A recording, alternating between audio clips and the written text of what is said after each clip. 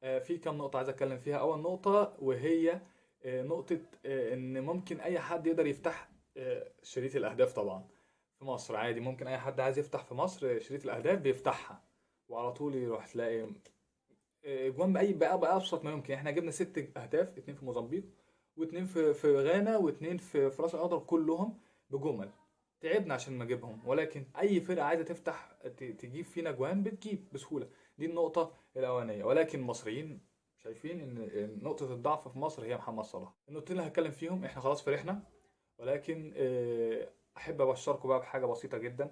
يعني ده توقع مني لنصف دور نص النهائي، وهو ان شاء الله مصر والسنغال في نصف نهائي، في نص النهائي، والناحيه التانيه المغرب ونيجيريا في نص النهائي. يعني الحاجه اللي انا عايز اقول لكم عليها ان احنا ان شاء الله دورنا ال 16 سهل. هنلاعب فيه يا الكونغو يا تنزانيا يا زامبيا، غالبا الكونغو الديمقراطيه اللي هي على طول بنلعبها.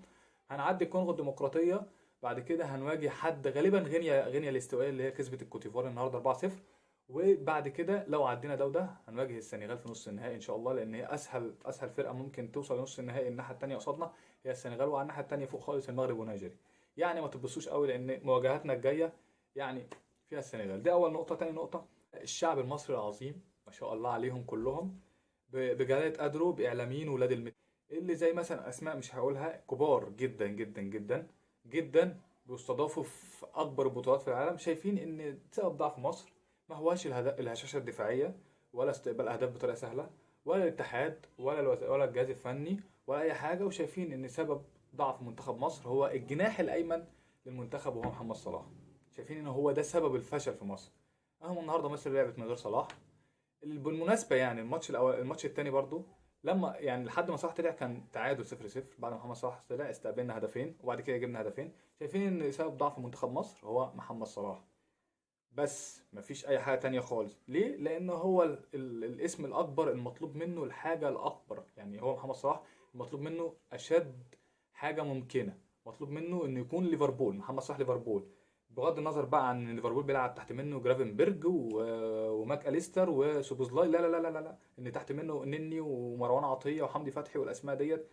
يعني يكفي. يعني هو بالنسبه لي امام عاشور هو لاعب خط وسط محترم في منتخب مصر، لا مش باصين لده. شايفين محمد صلاح المفروض يكون خارق، يكون مركب جناحات، يكون بطياره، يعني يجيب اجوان هو لوحده، يصنع ويسجل ويعمل بداية اسيستات ويعمل كل حاجه، وينزل الملعب وسط الملعب يكون محطه ويستلم كل حاجه. هو محمد صلاح. النقطه الاخيره اللي كنت عايز اتكلم فيها نقطه سفر محمد صلاح لليفربول. الشعب المصري كله هاج، باعلاميينه بيوتيوبراته بكله كله كله كله هاج، وشايف ان محمد صلاح غلط انه يروح ليفربول.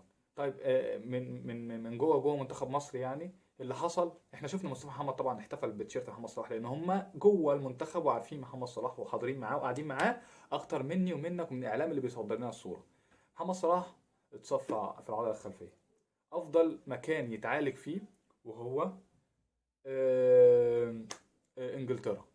فالجهاز الفني لمنتخب مصر او الجهاز الطبي لمنتخب مصر تكلم مع الجهاز الطبي لفريق ليفربول، والاثنين توصلوا ان المستشفيات او الرعايه الصحيه في الكوت ديفوار مش افضل حاجه. يعني صلاح هياخد فتره عقبال ما يتعالج. فهما الاثنين اتفقوا ان محمد صلاح كان يروح بعد المؤتمر الصحفي امبارح لليفربول، وخلاص الاثنين اتفقوا على كده. وبعد الاتفاق دوت محمد صلاح رفض ان هو يسافر ليفربول الا لما يحضر ماتش راس الأخضر. ولكن الشعب المصري كله فاكر ان محمد صلاح هو اللي شايف انه هينتهي، خلاص كده الموضوع انتهى، فهيسيب المنتخب في عز احتياجه وهيسافر لان هو ابن الحاجه اليزابيث والكلام ده كله يعني. ولكن محمد صلاح حضر الماتش النهارده وهيسافر، مع ان محمد صلاح رفض ان هو يروح الراس الاخضر، ان هو يروح ليفربول لما يحضر ماتش الراس الاخضر، الا ان منتخب مصر بجهازه الطبي والفني اصروا ان هو يروح ليفربول عشان يلحق يتعالج العلاج التام، ان هو علاجه اصلا في ليفربول هياخد من 8 ل 10 ايام في ليفربول. يعني عامه هيحضر.